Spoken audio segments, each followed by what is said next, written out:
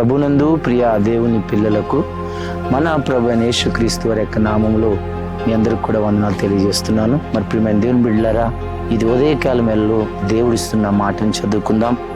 Ruth గ్రంథము 2:12 చదువుకుందాం. యెహోవా నీవు చేసిన దానికి ప్రతిఫలం ఇచ్చును అని ఉదయకాలం వేళలో మాట్లాడుతున్నాడు. యెహోవా నీవు చేసిన దానికి ప్రతిఫలం ఇచ్చును అని ఉదయకాలం వేళలో రూతు గ్రంథం నుంచి మనం చదువుకుని ఉన్నాం. దేవుడు ప్రతిఫలం ఇచ్చే దేవుడై ఉన్నాడు. దేవుడు అడిగిన దాన్ని ఇచ్చే దేవుడై ఉన్నాడు. ఆశీర్వాదాన్ని దేవుడు మనకు అనుగ్రహించేవాడై ఉన్నాడు.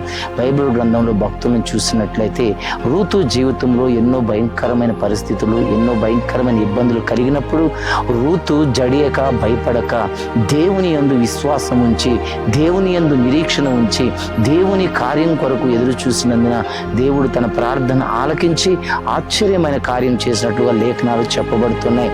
రూతు చేసిన ప్రార్థన బట్టి దేవుడు రూతు జీవితాన్ని ఎండిపోయిందనుకున్న స్థితిలో, ఇంకా క్లోజ్ అయిపోయిందనుకున్న పరిస్థితుల్లో రూతుని దేవుడు హెచ్చించాడు.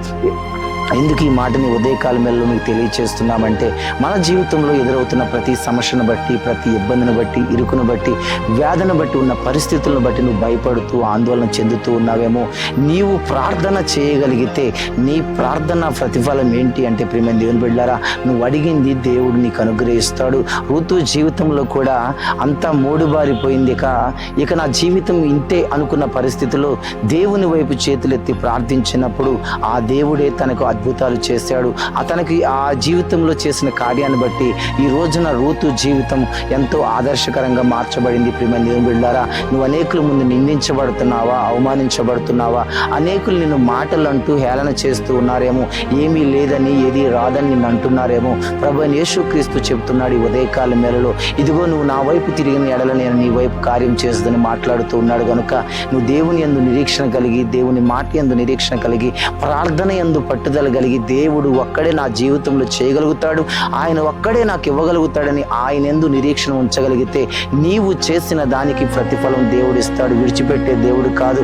మనల్ని కన్న తల్లిదండ్రులైన మనల్ని మర్చిపోతారేమో, కానీ దేవుడు మాత్రం మనల్ని విడువడు, ఎడబాయడు. కనుక ఆయన మాట చొప్పున నడవగలిగితే, రూతు వలె పట్టుదల కలిగి ప్రార్థన చేయగలిగితే, దేవుడు ఇచ్చేంత వరకు ఎదురు చూడగలిగితే, తన జీవితంలో చేసిన ఆశ్చర్యమైన కార్యమే నీ జీవితంలో కూడా దేవుడు చేయనుగాక. కళ్ళు మూసుకుందాం, ప్రార్థన చేసుకుందాం. మహాపరిశుద్ధమైన తండ్రి, ప్రేమ కలిగిన వాడ గొప్ప దేవుడని స్తోత్రాలు. నీవు చేసిన దానికి నీకు ప్రతిఫలం వచ్చునని మీరు రూతుతో చెప్పిన మాట ఏదైతే ఉందో ప్రభువా, ఈ ఉదయ కాలం మేలలో ప్రభు నీ బిడ్డలు నాయన ఇదిగో నీ వైపు చేతులెత్తి ప్రార్థిస్తూ ఉండగా వారికి ప్రతిఫలమును దయచేయమని, ఆశ్చర్యమైన కార్యాలు, అద్భుతమైన కార్యము జరిగించమని, ఓడిపోయిన చోట నీ బిడ్డలను గెలిపించమని, పడిపోయిన చోట లేవనెత్తమని, కుంగిపోయిన చోటే దీవించమని ప్రార్థిస్తూ ఉండగా ప్రభువా, నీ బిడ్డలు చదువుతున్న బిడ్డలు, ఉద్యోగాలు చేస్తున్న బిడ్డలు, వ్యాపారాలు చేస్తున్న బిడ్డలకి మీరు నిశ్చయముతోడే ప్రతి ఫలములు దయచేయమని నజరేయుడైన యేసుక్రీస్తు నామములో ప్రార్థించు దైవదీనులు ప్రకటిస్తూ ఉండగా ఈ రోజు పెళ్లి రోజు, పుట్టినరోజు ప్రతి కుటుంబ సభ్యులకు మీ దీవెనలు నిండుగా కలగచేయమని యేసు నామములో అడుగుచున్నాము తండ్రి. ఆమేన్, ఆమేన్, ఆమేన్. దేవుడు మీ ప్రార్థనకి ప్రతిఫలం ఇచ్చును గాక.